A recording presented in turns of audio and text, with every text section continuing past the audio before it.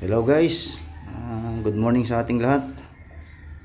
For today's video naman, tayo mag-tutorial about sa kung paano mag-layout ng finishing ng bintana. Ayan. So bali dito sa preparation nito, so bali ito kung mapapansin nyo itong level hose. Yan yung ating gagamitin doon sa pagle-level doon sa magkabilang gilid ng ating bintana. So bali para ito sa mga baguhan at sa mga gustong matuto kung paano nga pagli-layout. So bali ito kung mapapansin niyo ito yung level hose.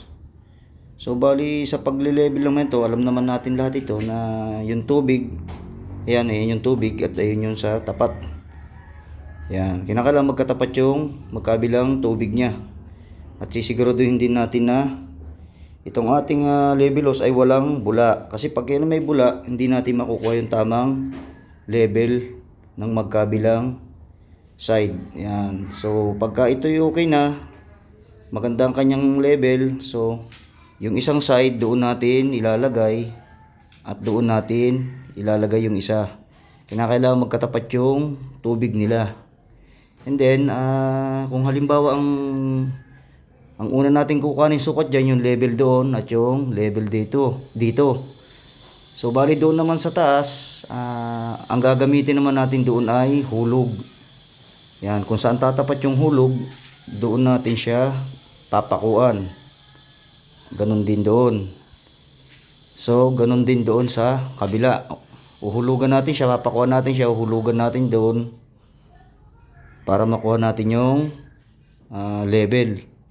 And then ngayon kung ano ang sukat naman itong bintana nyo, halimbawa ay 120 cm, papako muna kayo doon, and then kukuha kayo ng 120 cm hanggang doon.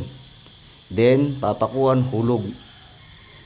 So make sure lang natin guys na magkapareho ang clearance nung tansi natin dito at doon, para pag nagpalitada tayo, parehas lang din ang kapal nung palitada niya doon saka dito. So bali sa pagpapalitada, mas magandang mas makapal ang ating palitada kahit na 1 media o 1.5 inches ang ating maging palitada. Kasi kung ang ilalagay natin dito ay sliding window, mas magandang makapal ang ating palitada. Kasi once na ginamitan ito ng tox binari na yan at manipis ang ating palitada, mahina ang magiging kapit ng ating tox, yung mga screw. Kaya yung iba minsan pag nagalaw mo siya, natitipak ka agad yung semento na pinagkapitan ng tox kasi nga manipis ang kanilang palitada. Ganon din guys sa overhead. Doon sa mga hindi sanay pa kasi mag-overhead, magkantuhan yan, ang ginagawa kasi nila guys, tinatanggal lang nilang forma, pinapantay na lang nila doon yung tansi. So ibig sabihin sobrang nipis ng palitada, parang pahid lang.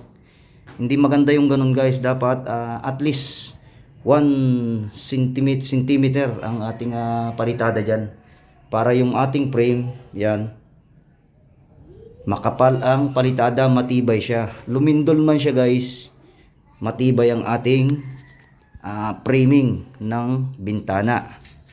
So ayan. So bali ito kung mapapansin nyo, ayan, meron na tayo ritong guhit. Dito natin siya papakuan. At ito yung kanyang katapat level. Yan, lalagyan natin concrete nail dyan. Doon sa kabila, babatakan natin yan ng tansi. And then ito, syempre tatanggalin natin yan. Ngayon, bali ang sukat nitong ating bintana ay 115 cm. So susukat tayo dito, magmula dito hanggang dito, 115 cm. And then maglalagay tayo ng pako dito. And then lalagyan natin siya ng hulog. Kung saan tatapat, doon natin siya lalagyan tansi. Ganon din sa kabila. And then syempre dito rin sa kabila, ganon din. Kung anong level dito, ganon din dito sa kabila guys. Yan. So bali ito, ito yung guhit niya. Diyan natin siya lalagyan ng concrete nail. Yan. So bali ganon din dito sa kabila. Ayan. Ayan. Kung makapansin nyo, meron din siyang guhit dyan. Ayan. Ayan. Ito yung guhit. So, ganun lang kasimple guys. So, ganun din ang ating gagawin dyan. Ayan. So, bali ang kapal nga pala ng ating palitada. Sinukatan natin siya ng 15 cm ang kapal. So, bali ang kapal kasi nitong ating hollow block size 4, 10 cm. So, bali ang palitada natin dito ay 1. So, bali kasi ang wala kasing palitada dun sa kabila. So, dapat ang magiging palitada lamang natin dito ay 14. So, bali kasi makapal dun sa kabila, kaya ginawa ko na siya na 15. Kasi nga, walang palitada doon sa kabila. Kasi kung manipis lang gagamitin natin palitada dyan sa kabila, ay madaling matitipak itong ating hamba. Ayan. Pagkaya na nilagyan ng framing ng sliding window, kailangan makapal ang pagkakapitan. So ayan, yan lamang po guys, at mamaya ipapakita ko sa inyo kung paano ang itsura ng ating layout. So bali ang ating framing 115 yung paganon, 110 cm naman itong pababa. Ganon din siya guys. Yan. Alright.